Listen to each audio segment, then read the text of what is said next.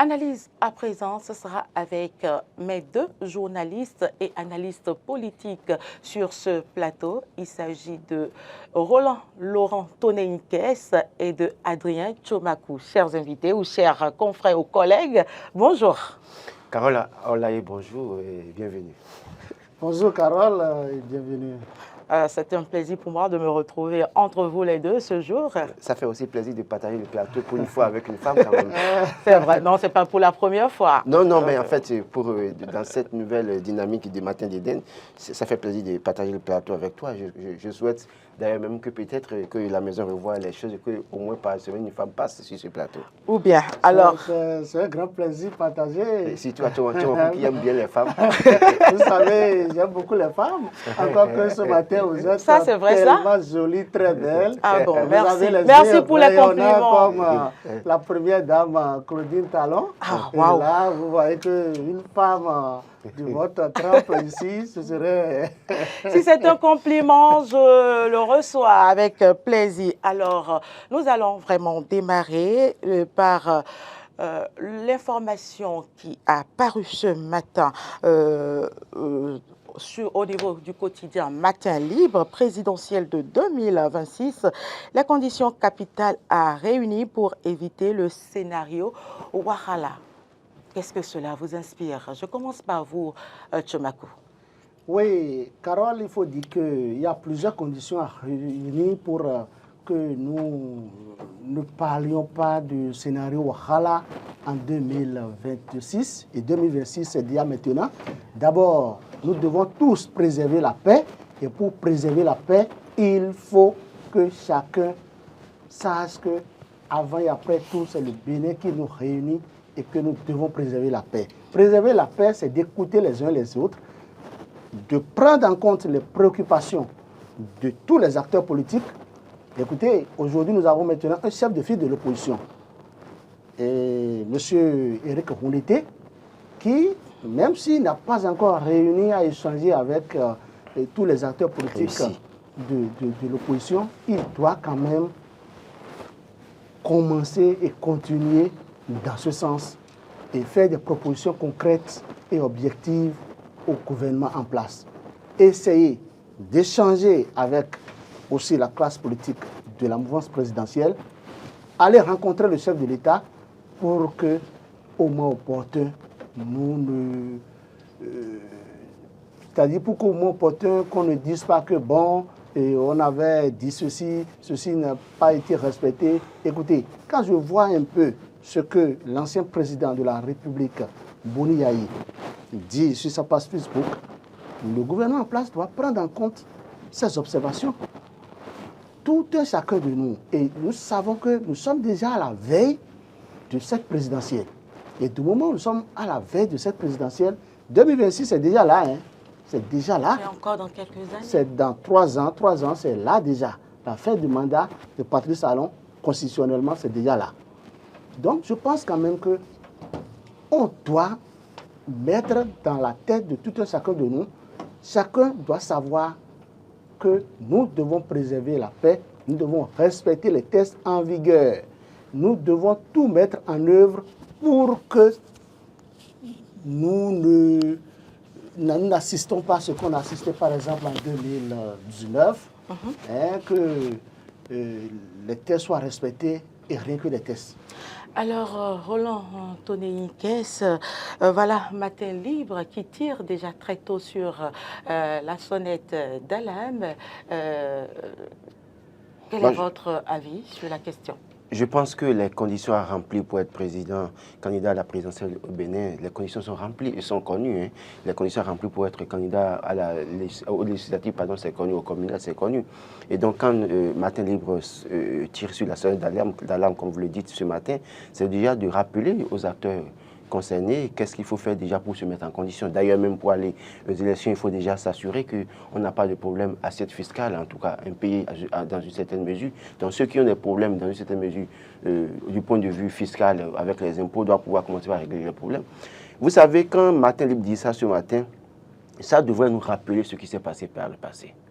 Alors, ce qui s'est passé, c'est quoi? En 2019, nous étions là quand on a dit il faut la réforme du système partisan. Les gens ont fait la réforme. Les gens se sont conformés aux exigences, en tout cas, de ce qui a été demandé.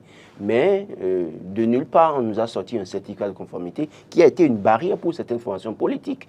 Et donc, aujourd'hui, oui, les gens ont fini par rentrer dans les rangs en faisant un certain nombre de choses, en remplissant les conditions. Et ce fameux certificat de conformité n'a plus eu droit de citer en 2020, en 2021, on ne nous a plus rappelé ça. Mais en 2019, ça a été un élément probant, un élément utilisé pour mettre une barrière face à certaines personnes, certaines candidatures. Alors, donc, aujourd'hui, nous savons que pour être candidat à la présidentielle, il faut avoir le parrainage. Je crois que les démocrates, par exemple, qui sont partis d'opposition maintenant à l'Assemblée nationale, ont 28 députés et donc en l'état, nous n'aurons pas de problème de parrainage parce que c'est le véritable problème qu'ils avaient eu en 2021. Alors, quand on finit de dire ça, certains parmi eux ont des problèmes avec les impôts. Et on a pu voir qu'à cause de cette situation, certains n'étaient pas positionnés sur la liste législative. Ça devrait être réglé, ces conditions-là. Donc, s'il y a des gens au sein de la formation politique qui prétendent aller aux élections présidentielles ou législatives en 2026, ils doivent commencer par se préparer en essayant de vider ces questions-là qui sont en essence, si entre-temps ils sont concernés. L'autre chose, c'est de s'assurer qu'au niveau des formations politiques, dans une certaine mesure, que les gens sont suffisamment structuré, c'est-à-dire qu'on sait qui va aux élections, à quelle position on doit mettre telle personne, comment est-ce qu'il faut s'organiser, tout ça là. Et donc, quand les conditions sont remplies, il ne manquera que quoi? La volonté politique.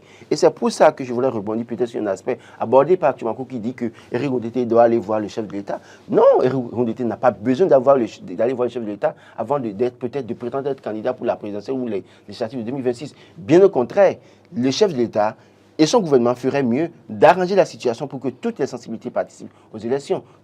Une fois qu'une formation politique est prête pour aller aux élections, faire en sorte que ces formations politiques aillent aux élections, plutôt que de chercher à mettre des barrières, comme on a pu mettre en 2019 avec le certificat de conformité. Donc j'estime que fondamentalement, les raisons, les conditions à remplir, c'est connu.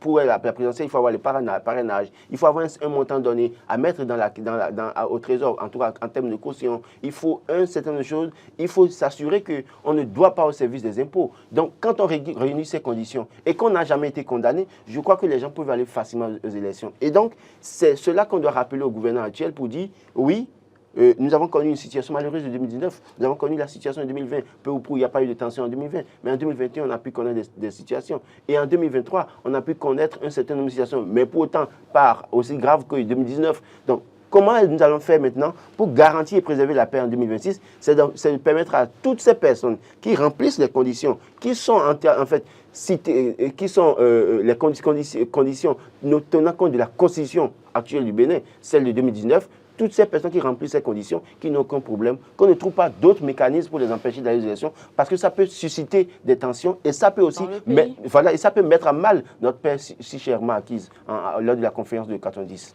Alors, vous avez tout à fait. Très rapidement. Très rapidement, il faut souligner quelque chose. Vous savez, les tests en vigueur, quand je prends le code électoral, je pense, si je ne me trompe pas, qu'il est dit qu'à 8 ou 6 mois qu'on ne doit plus toucher le code électoral. Donc, je pense quand même que si le code électoral, puisque nous sommes déjà en 2023, 2026, c'est dans 2 ans et demi, si les tests, le code électoral, par exemple, doit être touché, il faut quand même qu'il y ait un consensus, qu'il y ait un consensus au niveau des députés au Parlement, afin que une fois le code électoral touché, que les potentiels candidats pour la présidentielle ne soient pas découragés, ne soient pas... oui. Le problème ici, c'est qu'en 2019, on n'a pas touché le code électoral. Le certificat de conformité est sorti de nulle part. Ce n'était prévu dans aucun test du Bénin. C'est pour vous dire quoi? Ce n'est pas une affaire de code électoral. C'est une question de volonté politique. C'est une question de décision politique pour rassurer les opposants, pour rassurer toutes les sensibilités. Ce n'est pas une question de code électoral. Vous savez très bien qu'en 2019, on n'a pas sorti le certificat de conformité du code électoral. C'est sorti de nulle part. Un ministre est sorti avec une décision pour dire un code, il faut le certificat de conformité. Et la Cour constitutionnelle n'a pas... Voilà, donc ça pose un problème en réalité. Ce dont je parle, ce n'est même pas le code électoral, ce n'est pas la Constitution. C'est-à-dire que même ils peuvent changer le code, toucher le code électoral à 6 mois des élections. De toute façon, les acteurs politiques font ce qu'ils veulent. Parce que ce que je demande, ce que je dis, si on doit toucher le code électoral, il faut qu'il y ait le minimum de consensus. Il faut que les députés se retrouvent à l'Assemblée nationale, tant de la mouvance que de l'opposition, pour que ce qu'on doit mettre dans le code électoral ne pénalise pas les uns les autres. Je pense que nous disons les mêmes choses. Les tests disent que c'est à 6 ou à 8 mois de l'échéance présidentielle. Encore que 2026, c'est les élections générales. Nous n'allons pas nous focaliser seuls sur la présidentielle. Donc, c'est beaucoup de choses. C'est toutes les élections. L'enjeu est de taille. Ouais. Nous parlons spécifiquement de la présidentielle. Mais dans l'autre cas... J'ai parlé des autres élections tout à l'heure. Oui, sinon, je parle de la titraille du journal qui met l'accent sur la présidentielle. Tout à fait. Je pense quand même que si nous allons aborder les élections générales, une chose est claire, comme les tests en vigueur disent qu'à 6 ou à 8 mois des échéances, qu'on peut toucher le code électoral. Si ce code devrait être touché, il faut qu'il y ait le consensus autour pour que nous puissions préserver la paix. C'est tout ce que moi je dis. Je ne suis pas là pour dire... Merci à vous, Tchomakou. L'autre information qui sera au niveau... qui me préoccupe. Tout à fait, pour tous les Béninois. Merci. L'autre information, je disais tantôt, qui me préoccupe, ça concerne nous, les journalistes. Et à ce sujet, les membres de l'ODEM étaient reçus par le médiateur de la République. Vous imaginez l'objet de cette visite, la carte de presse. Alors, Adrien Tchomakou. Oui, il faut dire que c'est vrai, je suis porte-parole de l'ODEM, mais ici, je n'interviens pas en tant que responsable de l'ODEM. Ça, il faut que je fasse cette précision. Il faut avouer que l'ODEM s'est rapproché du médiateur de la République et bien avant, nous avons été reçus par le président, pas le président, les membres, les conseillers, surtout le secrétaire général de la RAC. Et nous avons évoqué le problème de la carte de presse parce que c'est inadmissible que dans un pays de droit comme le Bénin, les journalistes, depuis environ un an, n'ont pas droit à leur carte de presse. Il n'y a pas au Bénin un journaliste qui a sa carte de presse en cours de validité. Ça fait plus d'un an. Déjà, oui. Très bien. Et là, quand nous nous sommes rapprochés des responsables de la RAC, par exemple, écoutez, ils nous ont expliqué qu'en réalité, c'est une question de passation de marché public qui se pose. Mais nous, on s'est dit, on ne va pas s'arrêter là. Comment comprendre que pour passer un marché, même si c'est une autorité d'une autre nationalité qui gère aujourd'hui l'ANIP, puisque désormais, on nous a dit que c'est l'ANIP qui doit nous établir notre carte de presse, la passation de marché ne peut pas prendre assez de temps. Donc, il faut que ça se passe dans l'immédiat pour que nous puissions rentrer en possession de nos cartes. On a été reçus par le président en personne, le président je vais parler du médiateur de la République. Le médiateur de la République a souhaité jouer de tout son poids pour que les journalistes béninois aient le cas de presse. Donc je pense quand même que c'est un grand pas que l'ODEM vient de franchir, et je pense quand même que nous allons continuer, nous n'allons pas dormir, nous allons continuer à relancer ces autorités afin que nous puissions jouir, nous puissions avoir que la presse et les journalistes béninois puissent avoir désormais le cadre de presse en cours de validité. Parce que sans cadre de presse, je pense que selon les tests, nous ne sommes pas journalistes. Alors, Roland Tonei-Nkes, déjà qu'on ne bénéficie pas des avantages liés à cette carte, aujourd'hui, il nous est difficile de l'avoir. Oui, quand vous pointez, vous avez un problème, quand vous appelle, que vous rendez au tribunal, le juge vous demande qu'est-ce qui prouve que vous êtes journaliste, si c'est la carte de presse que vous devez brandir. Tout à fait. Même si le juge, vous êtes un journaliste expérimenté, compétent, qu'il a du plaisir à suivre tous les matins dans sa maison, c'est que malheureusement, c'est que la question, pour reconnaître que vous êtes journaliste, vous devez lui pointer votre carte de presse. Et ça, la non-délivrance de la carte de presse aux journalistes aujourd'hui est comme une âme sur la tête des journalistes. Oui, parce que le problème, c'est que quand vous avez un problème, vous avez des difficultés aujourd'hui, et on vous traite comme un vil individu. D'ailleurs, il y a la loi sur le numérique, et dans une certaine mesure, qui était déjà un problème pour les journalistes. Quand vous vous permettez d'écrire quelque chose sur les réseaux sociaux et qu'en même temps on vous interpelle, c'est qu'on vous applique la loi sur le numérique, alors qu'en réalité vous êtes professionnel des médias.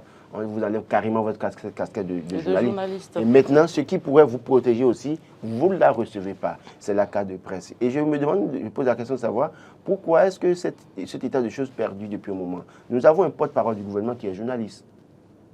Oui, tout à fait. Il est journaliste. Qui fut? Bon, écoutez, aujourd'hui, journaliste un jour, journaliste à vie. Qu'on le veuille pas. Journaliste un jour, journaliste à vie. Et donc, le porte-parole du gouvernement est journaliste. Il est informé de la situation. Qui ne me dira pas qu'il n'est pas informé. Le gouvernement ne me dira pas qu'il n'est pas informé. C'est une situation qui perdure. Et j'ai comme l'impression que ça profite peut-être à certaines personnes que les journalistes dans un pays, eux tous en tout cas, ne soient pas détenteurs de la carte de presse parce qu'en réalité, c'est une stratégie en réalité pour réduire les journalistes au silence. Parce que n'importe quel journaliste aujourd'hui qui a envie de faire une bonne investigation dans ce pays va se dire, si je fais cette investigation et que je publie aujourd'hui là, qu'est-ce qui me protège? Tout à fait. Qu'est-ce que j'ai qui me protège? Ce qui me protège, c'est que c'est la carte de presse, tout qui n'existe pas. Qui n'existe pas. Donc, j'estime qu'aujourd'hui, c'est comme si cette situation profitait, en tout cas, à certaines personnes qui, en réalité, ont du plaisir à voir les journalistes circuler sans carte de presse. Et sachant que, comme ça, les journalistes n'oseront pas prendre de risques. Il y a un problème à ce niveau. Et je crois que si le gouvernement nous suit ce matin, on n'a plus de ministère de la Communication, malheureusement, parce que l'autre est parti avec tout ce qu'il a foutu au niveau du ministère de la Communication, il est parti avec le ministère. Maintenant, on a un porte-parole du gouvernement qui est journaliste. D'abord, même si vous dites qu'il n'est plus journaliste, c'est qu'il est journaliste. Dans le rôle qu'il joue, c'est à partir de ses compétences de journaliste qu'il joue ce rôle. Et donc, en réalité, je lui demande, Wilfried Dangbedi, de faire cause pour les journalistes. Parce qu'en réalité, en son temps, sous Boni Yayi, quand lui prenait la parole dans une certaine mesure pour oser opiner sur la gestion de Boni Yayi, il avait une couverture en tant que journaliste. Aujourd'hui, que faisons-nous de la couverture des journalistes dans ce pays? Est-ce que les journalistes peuvent oser aller investiguer sans être inquiétés dans ce pays? Parce que devant le juge, si vous faites l'erreur dans votre investigation de dire des choses peut-être... L'exemple est là, Virgile avançait, le cas est là. Le cas est là parce que d'ailleurs même dans le communiqué de la police, on a dit que c'est un journaliste, on ne sait pas si c'est clairement... Il n'a même pas la carte de presse. Et puis c'est avec plaisir que le juge lui a jeté ça à la figure. Donc ça veut dire quoi? Il y a au-delà de l'ODEM, au-delà de la RAC, au-delà du comité qui travaille pour que les journalistes aient les cartes, je pense que ça devient un problème politique. Et les gouvernants feraient mieux de se mettre dans la danse. Nous allons évoluer, Nous allons évoluer, Adrien C'est important puisque la carte de presse, ça nous concerne. Vous savez, Madame Carole, la non-délivrance aujourd'hui de la carte de presse, je pense que les acteurs politiques de la mouvance et les acteurs politiques de l'opposition sont responsables, sont tous comptables. Dans l'un ou dans l'autre cas, aucun journaliste aujourd'hui, sans la carte de presse, ne peut pas investiguer. Et ça avantage ceux de l'opposition. On ne peut pas dire qu'il ne peut pas investiguer. Il peut investiguer. Il sera bloqué d'une manière ou d'une autre. Seulement que publier comporte des risques. Non seulement en investiguant, puisque quand tu te présentes devant quelqu'un, devant un acteur politique, c'est vrai que tu dis que tu es journaliste, qu'est-ce qui prouve que tu es journaliste? C'est la carte de presse. Tu dois exhiber ta carte de presse. Maintenant, ceux de l'opposition, par exemple, pourquoi depuis un an que les journalistes crient, les journalistes donnent de la voix, il n'y a pas un acteur politique de l'opposition qui peut prendre ce problème à bras le corps? Depuis que les démocrates sont à l'Assemblée, par exemple, ils font des questions orales, ils font des questions d'actualité. N'ont-ils pas le droit de s'intéresser à la carte de presse, à la non-délivrance de la carte de presse aux journalistes? Je pense qu'on ne va pas s'attaquer. Les acteurs politiques de la mouvance, la RAC, est-ce que vous pensez que ce n'est pas les acteurs politiques de la mouvance qui ont demandé à la RAC de bloquer la carte de presse? Nous n'allons pas faire des affirmations. Je n'en veux pas. Je pose des questions. Non, je suis en train de poser des questions. Je suis journaliste. Je pense quand même que ça se fait exprès Parce qu'on ne, C'est votre avis personnel. On ne peut pas nous dire qu'on est en train de vouloir passer un marché public. Depuis plus d'un an. Depuis 2 ans, un marché public de 6 millions de francs CFA. Contrairement à ce que les confrères écrivent sur les réseaux sociaux, on parle de 13 millions. Écoutez, ça peut être aussi 13 millions, hein. Parce que selon ce que nous apprenons, on dit que c'est 6 millions. Non, en fait, quand il parle de 13 millions, est-ce que nous sommes autant nombreux la liste, ceux qui ont déposé les dossiers, parce que quand on a déposé les dossiers, il y a eu étude de dossier, il y a des noms, des gens qui ont été sélectionnés, il y a des gens qui n'ont pas été sélectionnés. L'État ne te restitue plus les sous. C'est pour ça, c'est parce qu'il parle de 13 millions. La cagnotte qui a été reçue dans ce cadre. Mais on veut passer un marché de 6 millions. Voilà. Et on sait que celui qui doit prendre le marché, c'est l'ANIP. Pourquoi ne pas faire un gré à gré depuis 1 an? Non. Donc c'est exprès ceux de la mouvance. On ne va pas affirmer, ça sur ce plateau. Je ne vous laisserai pas affirmer ça sur ce plateau. Qui nous délivre de cas de presse? Ils vont le faire. De l'opposition aussi prennent ce problème à bras le corps. Oui, justement, et c'est sur ça que je voulais vous répondre. Il faut que c'est sur ça que Adrien Tchomakou. Adrien Tchomakou, permettez que je parle quand même. Très rapidement. Ce que je veux dire, c'est pas, on ne va pas s'attaquer aux opposants pour rien.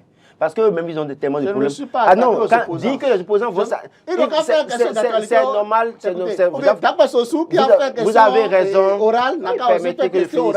Vous avez raison de dire que les démocrates peuvent faire cause pour nous, d'accord. Ah, oui. Mais au même temps, tellement de problèmes qui n'ont pas fini de régler. Et vous suivez très bien l'actualité au jour le jour. Je pense que ceux qui ont le pouvoir aujourd'hui de nous donner les cadres de la carte de presse, c'est le pouvoir en place. C'est-à-dire, c'est au pouvoir en place de sonner la RAC.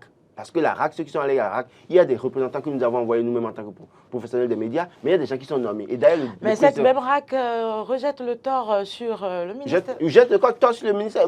Ce que je veux dire, c'est qu'aujourd'hui, la volonté ou la décision politique pour avoir la carte de presse se trouve du côté du pouvoir.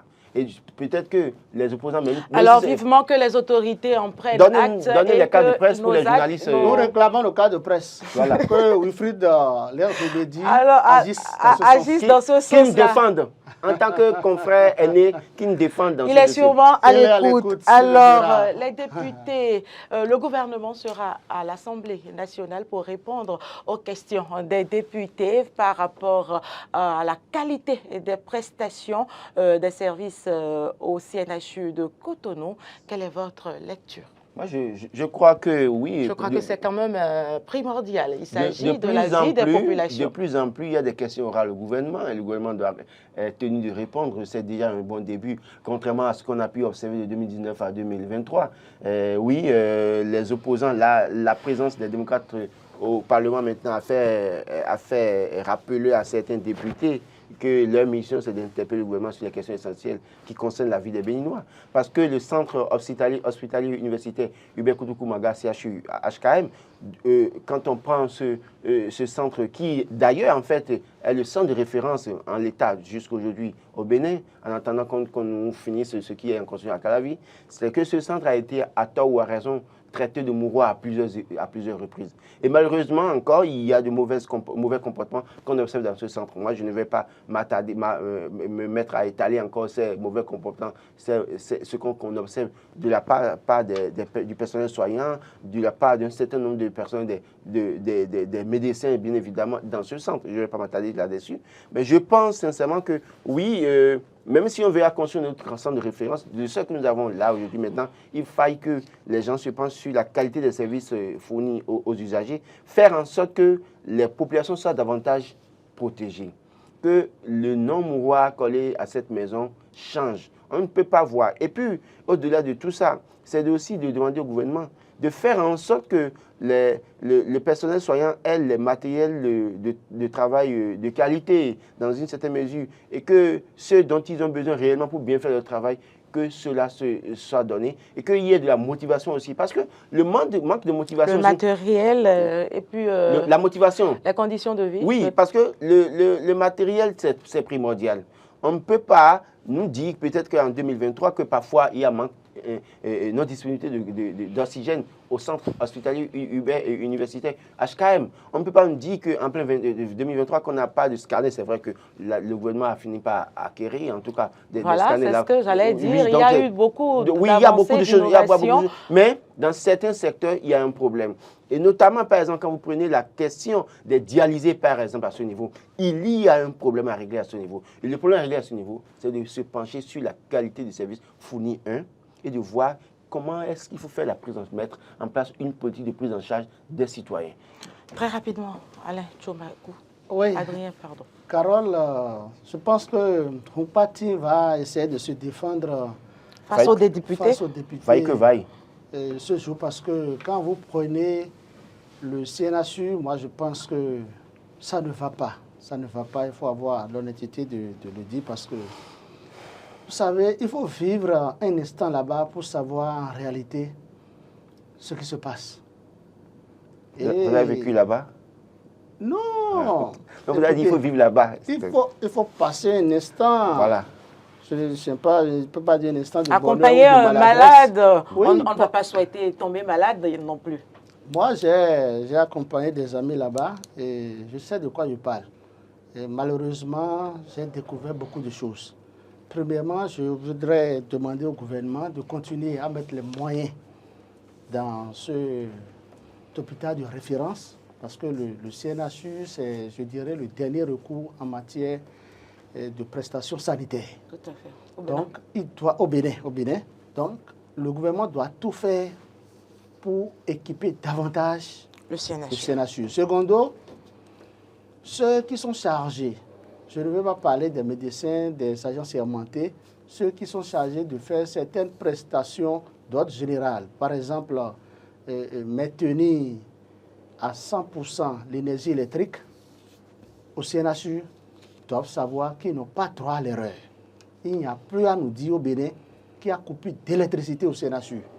Couper de l'énergie électrique, couper l'électricité au CNHU, c'est couper l'énergie électrique au domicile du chef de l'État, Patrice Talon. Les décès également survenus après le drame de Dassa Zoumé aussi ont contribué à cette convocation du gouvernement à l'Assemblée nationale. Autant de faits, parce que la prise en charge pose un véritable problème. Oui, on a suivi tout récemment ce qui s'est passé à Tofor. Je pense que c'est à Tofor après Aladala où des militaires également ont sont rendu passés l'âme. via Trépa. Si jusqu'à ce jour, on continue de procéder à des évacuations sanitaires, ça veut dire que notre plateau technique ne répond toujours pas aux normes internationales. Je pense quand même que le gouvernement doit œuvrer pour ça. C'est vrai, plusieurs milliards ont été bloqués. Il y a l'hôpital de référence qui est en train de s'implanter petit à petit à Bomé-Calavi. Mais bien avant, je pense quand même qu'il y a un travail qui doit être fait. Le gouvernement ne va pas baisser la garde, le gouvernement va continuer à investir et une chose est d'investir, l'autre chose est de procéder à des contrôles. On doit avoir un système de veille, de contrôle. On doit procéder à des recrutements où il doit y avoir des superviseurs. Des gens seront là matin, midi, soir, 24 heures sur 24 heures, pour contrôler. Il faut également des agents de qualité. Parce que... Des agents de qualité. Je pense qu'aujourd'hui, les Béninois, vous savez, il y a quelque chose, quand vous allez en Europe, les médecins, en tout cas, les médecins africains les plus super, c'est des Béninois. C'est les Béninois, à l'extérieur. À l'extérieur. Donc, je pense quand même que si le cadre technique est adéquat. Sur le plateau technique. Si le plateau technique est adéquat, je pense que pourquoi ne pas faire appel?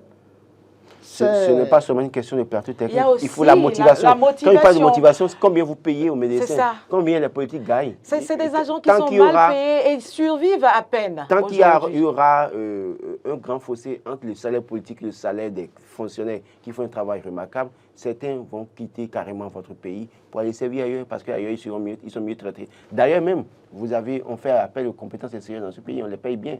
Donc c'est parce qu'ils sont bons qu'on allait les chercher. Et donc si dans leur pays, ils ne sont pas bien traités dans une certaine mesure, en tant que cadre techniques et à bien des niveaux, ils ne sont pas bien traités, alors que les salaires politiques sont mirobolants dans une certaine mesure, il y aura toujours ce problème. Donc c'est pourquoi je parle de motivation. La motivation doit accompagner la compétence. Je pense que le gouvernement, à travers Benjamin Humpati, le gouvernement prendra compte des préoccupations des députés à l'Assemblée nationale, puisqu'il y aura certainement des observations, des suggestions au gouvernement.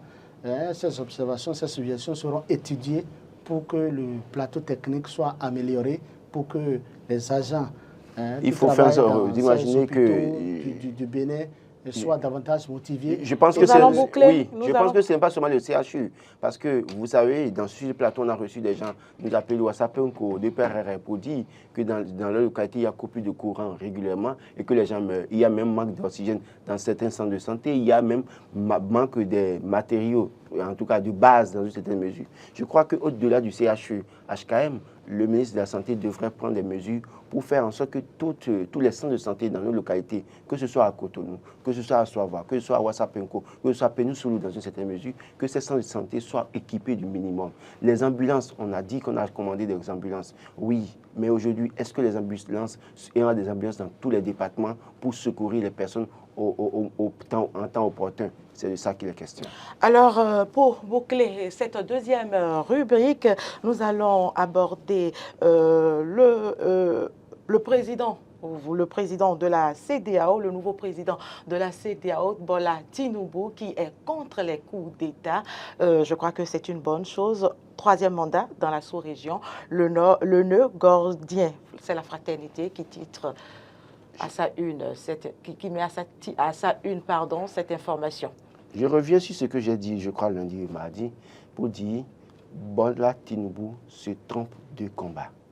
Je le dis et je l'assume. Mais il ferait mieux d'aller discipliner...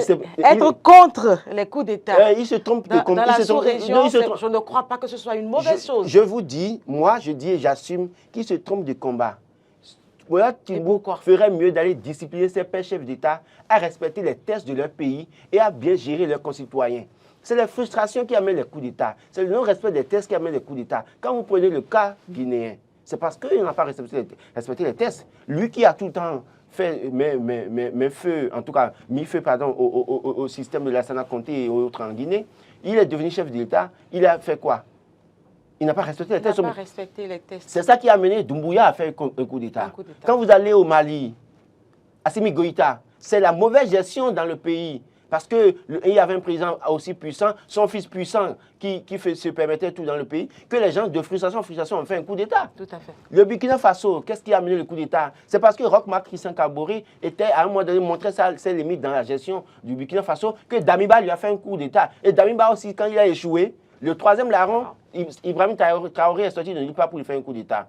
Peu s'en fallait pour peu s'en fallait pour Ouattara. Lui au moins, il contrôle la situation parce qu'il il a réussi à affaiblir certains opposants dans le pays. Et peut-être il a de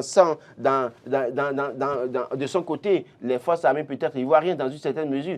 Et donc, la seule chose sur laquelle Tinubu devrait baser son discours maintenant, c'est de dire aux chefs d'État qui sont en fin de deuxième mandat dans le pays, dont les pays disent clairement, c'est 2 mandats, de respecter d'abord les tests.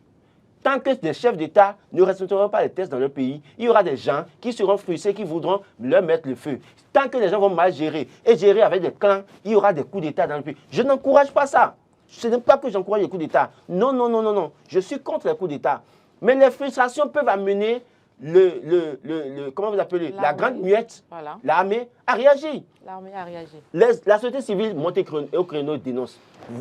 Ils sont tout puissants, ils ne parlent pas. Les acteurs d'opposition parlent. Ils sont puissants, ils ne parlent pas. Et parfois, ils mettent les opposants en prison. Et vous pensez que les gens vont se taire? Parmi les opposants, ils ont peut-être des parents qui sont militaires aussi, qui voient aussi des situations et qui veulent réagir à un moment donné. Le Ghana est un modèle. Tout à fait. Le Niger, tout récemment avec Mahamadou Issoufou, c'est un modèle. Tinubu qui parle. Si Bouhari n'avait pas voulu partir après son degré... Et nous serons également un modèle. Oui, non, le Bénin a été modèle avec Kekou. Et Boniaï, Kekou est parti, Boniaï est parti après ses 2 mandats. On attend le départ de... Tinubu ferait mieux d'aller dire à ses pairs avec qui il est allé se pointer en Guinée, écoutez, respectez les tests de vos pays et gérez bien vos concitoyens. Autrement, les gens vont pouvoir réagir suite aux frustrations. C'est de ça qu'il est question. C'est pourquoi je dis que ce tombe de combat. Il faut voir le mal à la source plutôt que de voir les résultats. Bola Tinubu contre les coups d'État, nouveau oui. président de la CEDEAO, Adrien Tchombakou. Oui, Tinubu a présenté un très bon discours, mais en fait, est-ce que le discours... Ça ne traduit pas la réalité. Le discours traduit la réalité. Le discours traduit la réalité, mais le problème c'est quoi? C'est qu'aujourd'hui, nous avons constaté que, c'est vrai, personne n'encourage les coups d'État. Personne ne veut de coups d'État dans aucun pays africain. Première des choses. Secondo, c'est quoi? C'est que les coups d'État qui s'opèrent, il y a... Écoutez, quand je prends le cas des pays voisins, les pays, ce qui s'est passé tout récemment, il y a 2 ans, où nous souvent les coups d'État, est-ce que ces coups d'État ont engendré des morts? Non. Mali, il y a eu coup d'État, mais il n'y a pas eu de mort d'homme. Et Doumbouya, ce qu'il a fait là-bas, il n'y a pas eu de mort d'homme. Pourtant, ils ont réussi le coup d'État. C'est seul le président qui a été capturé. En fait, c'est des professionnels, c'est des gens qui ont été formés en la matière. Vous comprenez ce que je dis? Ce qui engendre, qui entraîne de mort, c'est vouloir faire 3e, 4e, 5e, 20e mandat. Cette épidémie. Écoutez, vous avez vu ce qui s'est passé au Sénégal, tout à fait. où nous avons enregistré, je dirais seulement, près d'une vingtaine de morts. Et la CEDEAO est restée silencieuse. Ah, j'en viens. En fait, la CEDEAO doit d'abord aller réviser ces tests. Parce qu'en l'État, tout État est souverain. La CEDEAO, le président de la CEDEAO ne peut pas directement s'ingérer dans des affaires politiques ou publiques d'un État. Donc, qu'est-ce qui se passe? Aujourd'hui, qu'on vienne nous dire qu'on est contre les coups d'État, oui. Mais est-ce qu'on est contre 3e mandat? C'est ça le problème. Ce n'est pas parce qu'au Togo, par exemple, le pouvoir est illimité, où l'actuel chef d'État togolais est en train de faire 4e mandat, et qui fera certainement 5e, 6e et 7e mandat, et Bongo mourir au pouvoir comme son papa. Et Bongo revient encore. Quelqu'un, un président qui est en train de faire 52 ans de pouvoir en Afrique, ce n'est pas ces exemples que nous allons suivre. Il faut que les chefs d'État, il faut que les pays respectent les tests qu'ils se sont eux-mêmes fixés. Il faut que les constitutions ne soient pas révisées à la veille des élections, des élections présidentielles. Il y a actuellement un référendum en Centrafrique, parce que Touadéra ne veut pas partir, par exemple. Voilà oui. Et c'est pour ça que je parle d'épidémie. En Centrafrique, c'est le 15 prochain, c'est le 15 août qu'il y aura référendum. Et je pense que ça, là, par exemple, ça va passer comme une lettre à la poste, parce qu'en réalité, chaque État, ça dépend de la sensibilité de la population de chaque État. Vous voyez comment ça se passe au Togo? Au Sénégal. Au Sénégal, vous avez vu le nombre de morts enregistrés? Oui. Au Togo, il n'y a pas eu de morts. Écoutez, et en Côte d'Ivoire, le Babariba est en train de faire 3e mandat et rien ne se passe. Non, mais donc, si tant que 4e, ça peut arriver. Je pense qu'il ferait mieux que les chefs d'État sachent qu'après le pouvoir, il y a une autre vie. Merci à vous, Adrien Tchombakou. Il ferait mieux de toujours sortir par la grande porte. Rien ne sert d'être multimilliardaire et de ne pas en jouir éternellement. Merci. Vous voyez, quand je prends le cas du Bénin, Boni Yahi, qui se promène partout maintenant. Il est tranquille et très libre. Malheureusement que le général Mathieu Kérékou nous a déjà quittés. Sinon, il peut se promener un peu partout, sans garde-corps. Tout à fait. Donc, c'est de ça qu'il est question. Que Bola Tinubu aille discipliner ses pairs pour leur dire respecter les tests. Merci. Je pense que le nouveau président de la CEDEAO doit commencer à sensibiliser davantage ses pairs. Dites-leur de respecter les tests en vigueur dans leur pays. Les tests qu'ils ont amenés d'ailleurs. Non, on va merci Roland Tonei Kess, merci Adrien Roumbetti et Adrien Tchombakou pour toutes ces présidents. Un jour, je peux même être président de l'Assemblée nationale. Pourquoi pas? Pourquoi pas? Pourquoi pas vous pouvez être première dame. Et on ne va plus parler de Claudine Talon, mais on parlera de Carole, première dame. Je reçois. C'est de ça qu'il est question. Merci à vous, Adrien Tchombakou. Merci Roland Tonei Kess. revoir. pour toutes ces précisions, pour ces apports bien édifiants.